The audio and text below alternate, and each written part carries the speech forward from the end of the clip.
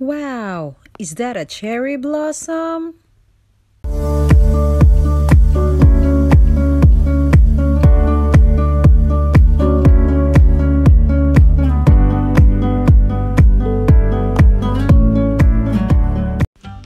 Ito po siya nung nag-umpisa pa siyang mamulaklak, mga kabarangay.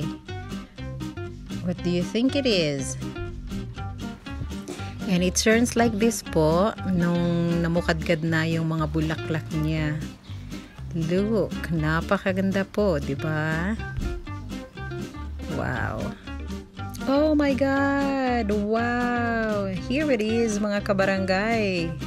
Look at that. So beautiful. All over the tree has flowers po. Oh, what do you think it is? Is it a flower? Is it a tree? Or is it a fruit tree? So, ito na po siya. After ng beautiful flowers, ay nag-start na mag-grow ang kanyang leaves and nag-start na po mga lagas ang kanyang flowers. So, ibig sabihin, after flowering, it's fruiting time.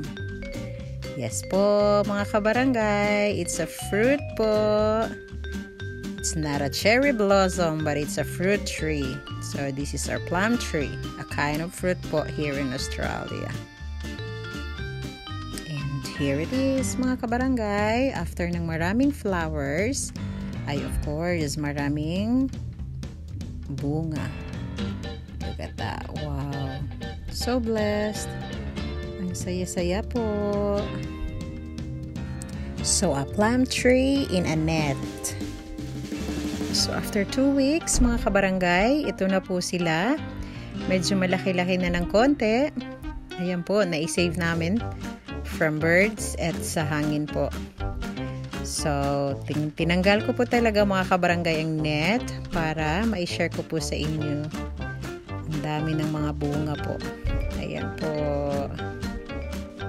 Nakakatuwa lang po talaga kasi we planted this last year and this is the very first time po niyang mamunga but napakarami po ng bunga niya.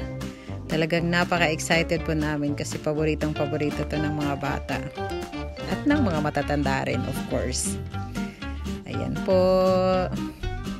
Oh my God! Napakahangin na po, mga kabarangay. So, I think I need to put the net back na po para hindi mga hulog ang bunga kasi po talagang napakadali lang po nila mga hulog kapag malakas ang hangin. Woo! Finally! Naibalik ko na po ang net, mga kabarangay. So, ayan na po. Safe na po ang mga bunga. So, ito lang muna for today, mga kabarangay. So, see you again for the next video. Thank you so much for watching.